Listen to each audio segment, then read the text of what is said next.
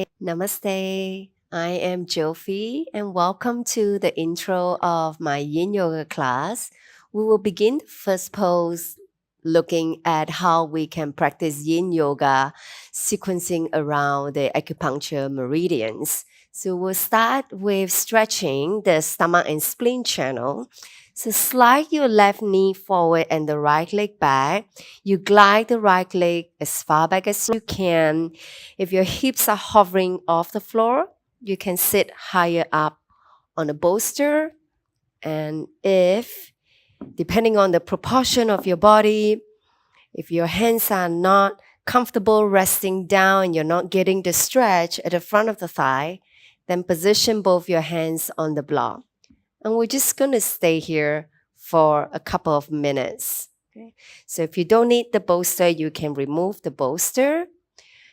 The aim is to feel a gentle stretch down the front of the back thigh. Now, the front of the back thigh here, this is where we have the myofascial meridians of the spleen and the stomach channel. Keeping the body upright, and the more you lean back, the spleen and stomach channel, they continue traveling up and down the front of the body. The stomach channel starts from under the eye. It moves down the abdomen and descend down the leg towards the second toe. And then we have the partner meridian, the spleen channel. It starts from the big toe and it travels up the leg, up the abdomen, and to the side of the ribs. We consider both of them the digestive meridians of our body. So this pose, this yin pose, is excellent for people with any kinds of digestive issue, GI tract issues, frequent hiccups, bloating, distension, or even abdominal pain, indigestion. Coming into this yin pose, practicing it regularly, or even every day on a daily basis after a meal, this will be an excellent pose for you to come into. Just remember, if you're uncomfortable, to keep the hands on the floor and you're staying too low, you find that when you're low down and you're not getting the stretch into stomach and spleen, you will need the assistance of the block to elevate the body a little higher up, including those of you who needs to sit on the bolster under the hips. And I'm just staying here, drawing your awareness to the front of the abdomen, the front of the hip crease, in the front of the thigh. This is the pathway of the stomach and the spleen myofascial meridians, the digestive meridians of the body. And now very slowly, if you feel that this is a lot of stretch already, please stay here. And for those of you who wants to deepen this stomach and spleen stretch, you can make a loop with the strap, wear it over your shoulder like a handbag, and you continue to stay here for the last 1 minute. It will not be too long. You will notice that when you come into this variation, the stretch in the front of the thigh and perhaps the back bend is now much stronger on the spine. Because when we bend the knees, we are stretching more of the front of the thighs, the quads. So this will further deepen the stimulation of the stretch you're rendering to these two digestive meridians of the body.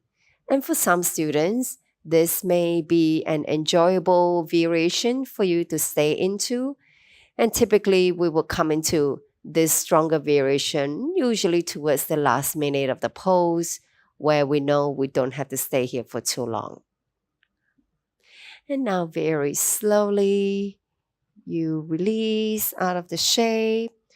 And very mindfully, you crawl out of the shape and just resting into the child's pose for a moment. Spend this time to observe the difference between the energetics on the right leg compared to the left side. Notice if you can feel any energetic differences, maybe in the forms of vibration, dispersion of energy, or maybe build-up of pressure.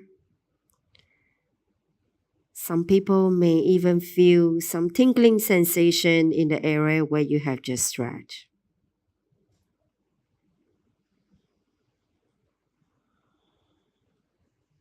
And very slowly, whenever you're ready, and slowly bring yourself back to all fours, gliding the right leg forward. And once again, if you're hovering off the floor, place a bolster or a block under the hips, and you want to support both your palms on the blocks. The first minute of every yin pose, we want to make sure we're not going too deep. So you're feeling into this gentle stretch down the hip crease and the front of the back thigh. And the more the body stays upright and the more you lean back, the more you stretch into these digestive meridians. Now, these myofascial meridians, they are symmetrical on both sides of the body.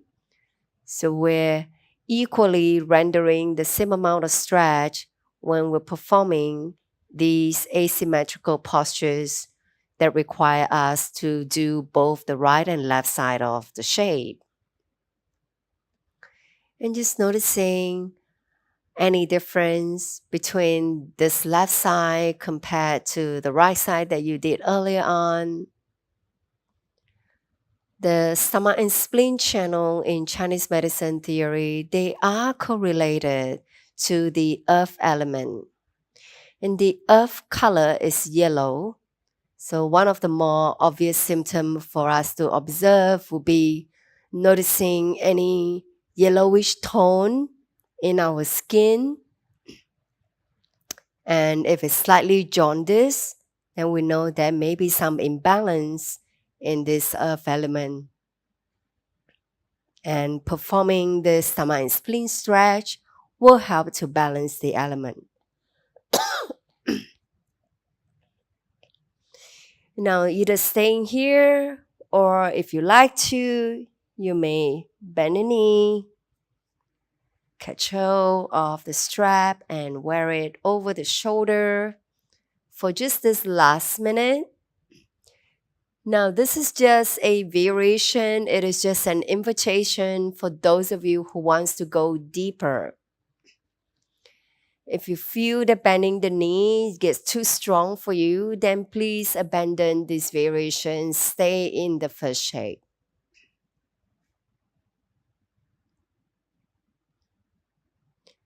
When there is any imbalance in this stomach and spleen channel, we find our body tends to accumulate a lot of excess moisture in the body. So in terms of dampness, there will be this high quality of dampness within the body that requires fluid elimination. So the fluid elimination would be in a form of more frequent exercising where we can perspire out, obviously through urinating, sweating, and obviously avoiding being in humid, tropical, rainy areas where we can accumulate excess moisture into the body, which can weaken your stomach and spleen function. Now very slowly release from the shape. And once again, mindfully coming out of the shape and taking your child's pose. And every time we come out of a yin pose, we want to observe that part of the body that has just felt the stress. And I call this a healthy stress.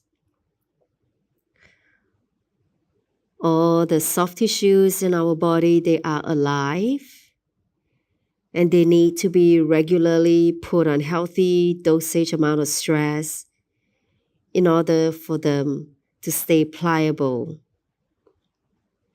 And what we do in the practice of yoga, especially in yin, where we're staying for such a long period of time, we're giving these tissues a very gentle, healthy tugging and loading with the body weight and gravity in order to assist in their rejuvenation and repair.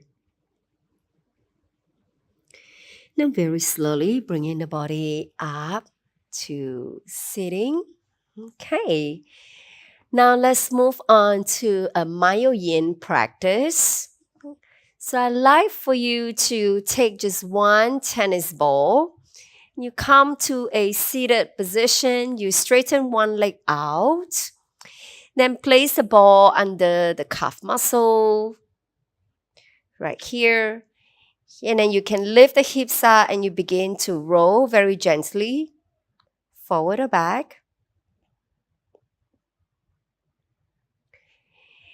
This myofascial release is to release all the tension and muscular knot that tends to develop in our muscles over time from non-movement. You can also now flex and point the ankle. So we often develop different knots in our body, sometimes from injury, sometimes from immobility, or sometimes it could be even from a frequent usage of a certain part of the body. You may also rotate the leg slightly outward to the side to massage this outer side of the calf, or slightly inwards. And usually when we apply these myofascial release technique, you can bring it down a little lower. We typically do not need to practice this rolling technique for too long. Usually just 1 or 2 minutes will be good enough. And the idea of combining this myofascial release into yin yoga is that once we can relax these muscular knots, release these muscular knots in the body, and then now we come out and we begin to stretch into the yin pose, you notice that it is now so much more pleasant to hold into this forward bend. And we're staying here for a minute or two. Typically in a yin class, we would stay for much longer, sometimes 3 minutes, 4 minutes, or even 5 minutes. But you notice that when you practice myo yin, you often may not need to hold in these postures for any longer, because when these muscular knots are fully released, it's actually so much easier for the body to sink and melt deeper into the pose without having to spend too much time waiting and stretching the way we would in a regular yin class.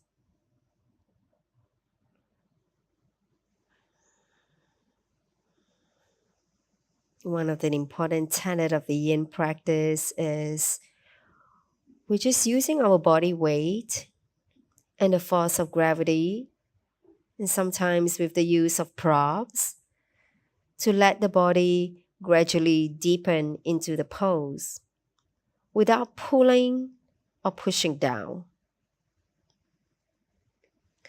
Just from the simple weighting and relaxing of the muscle is the practice itself.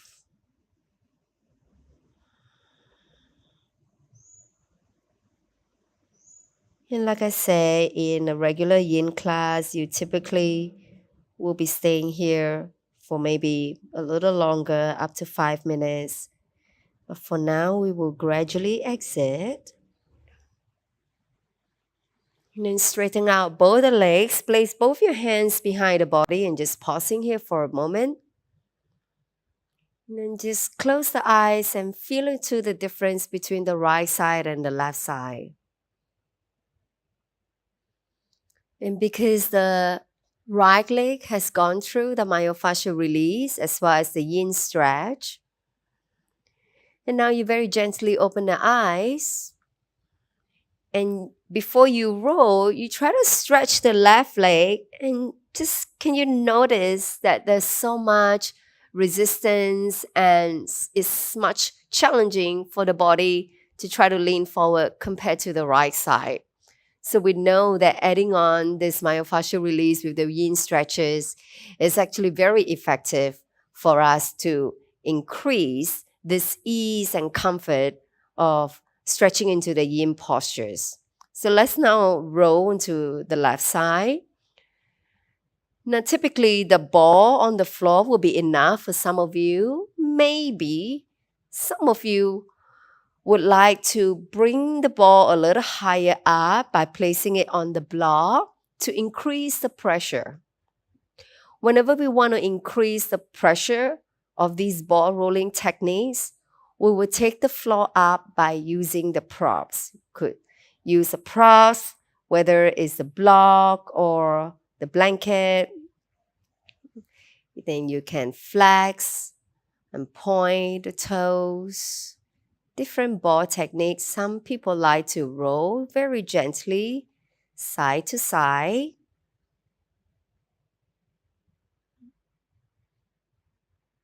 You find that the rolling technique, so you go side to side, is cross fiber, and you're going forward and back, it's just simple rolling. Some people find that the rolling technique is less painful, and some people, when they have some tighter knots in specific part of the body, you may just decide that you want to stay here and hold the pressure.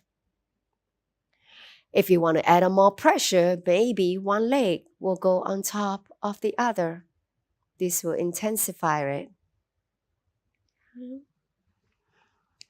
Right.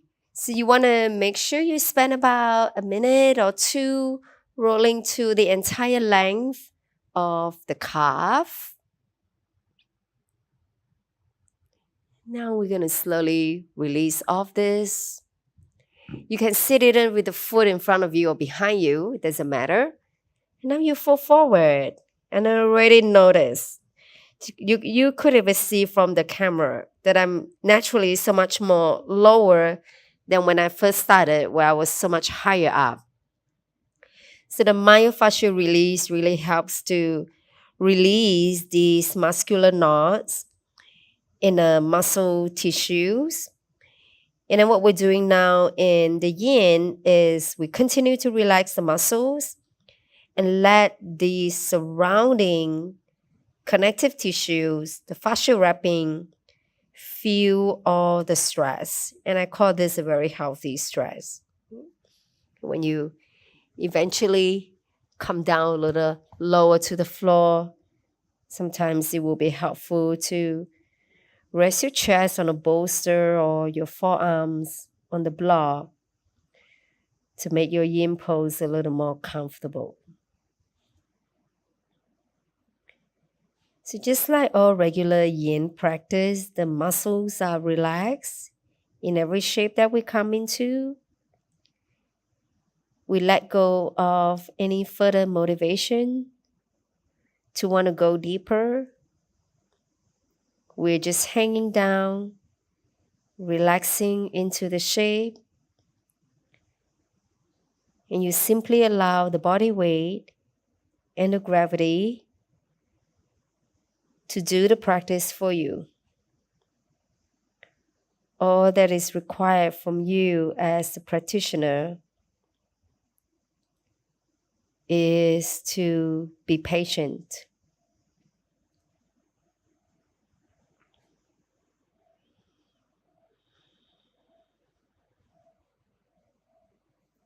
Very, very slowly, you can come all the way up. If you want to stay a little longer, you're most welcome to.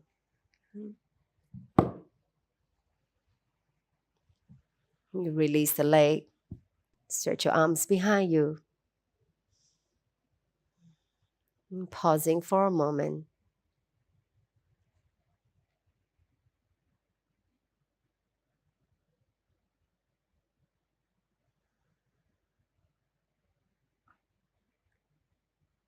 And blinking the eyes open. And now let's move on to the Yin pose. So we come onto the belly into a passive, gentle back bend. And you will take your big thumb and just massage very gently to the inner corner of the eye, resting the other four fingers on the head and just applying very gentle rotational movement, or you can hold static pressure to this inner corner of the eye. This is the first acupuncture point for the bladder meridian. The bladder meridian is the longest meridian in the body. It has 67 acupuncture points. The first point starts on this inner corner of the eye where you're pressing into. And this is an excellent point for us to apply pressure whenever we feel a general blurry vision, blurred eyesight. This is also good for people with myopia or night blindness.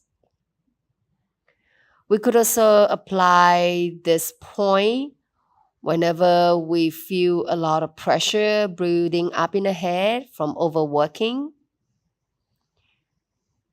And a lot of times, many of us, without even knowing anything about acupressure, we're really applying pressure to this bladder one on a very regular basis. Whenever we experience moments of stress, we tend to find ourselves pressing into the inner corner of the eye to alleviate any stress or anxiety that we may experience in our life, or sometimes pressure in the head. And now let go of this pressure. Continue to stay in this passive back bend. Your legs can separate to a comfortable width apart. Separating the legs wide apart or narrower together will accommodate the amount of arch or back bend you experience in your back. And everyone is so different, so just make the appropriate adjustment. And as you let go of this pressure of bladder one in your eyes, continue to feel this energy ascending from the inner corner of the eye up to the crown of the head, to the back of the head, and down the spine. Some of you will continue staying here.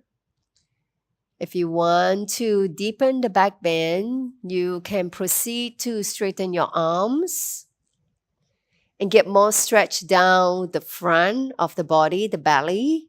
And if the stretch is too strong, you may place your bolster under your ribs to somewhat support you in a half back bend, so you're not having to strain your shoulders as much.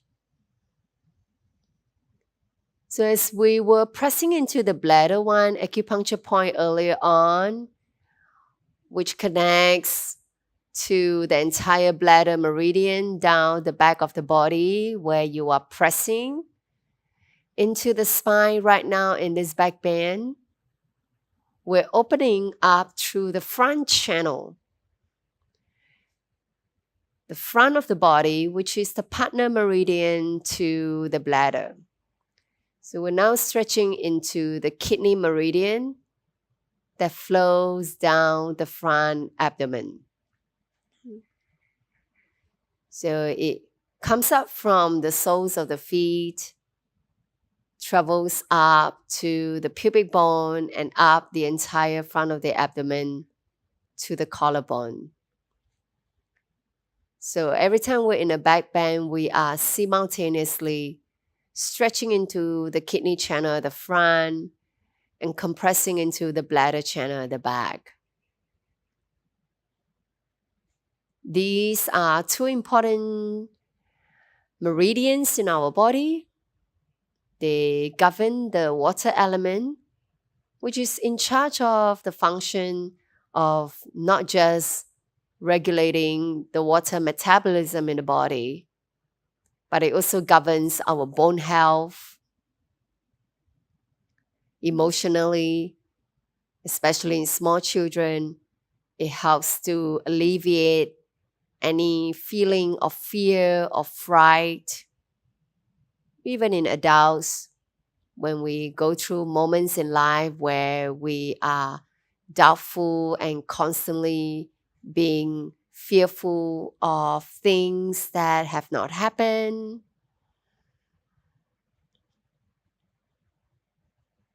It strengthens our bone health, but most importantly, this is the pair of meridians that governs the longevity of our body.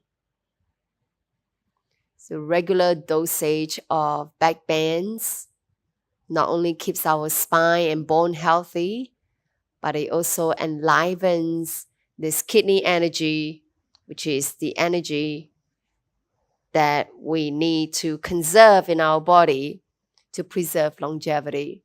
Now, very slowly, coming all the way down to the belly. Either rest the forehead down or turn the head to one side. Your back will feel slightly achy, tender, or sore coming out of this back bend. And this is how you feel. This is correct. This is normal. And this is a good thing. This temporary feeling of soreness coming out of passive back bend is a sign that you have succeeded in stressing the soft tissues of the torso, both at the front and the back. In order to maintain our spine health, we do need to have a daily regular dose of passive back bend where we aim to maintain this natural curve of our lower back.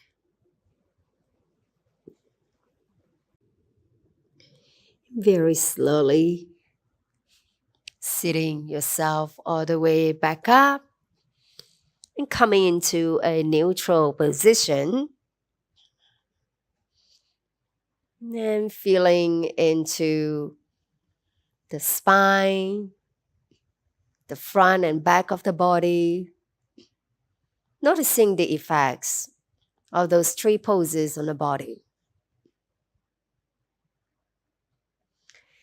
And if you like to study and practice more of Meridian Yin, Myo Yin, or Acu Yin, the full 2-hour classes are available on Yoga Barn online, and you can purchase a 3-day retreat and practice all 3 classes with us, or if you prefer at your own pace, you may purchase 1 class at a time.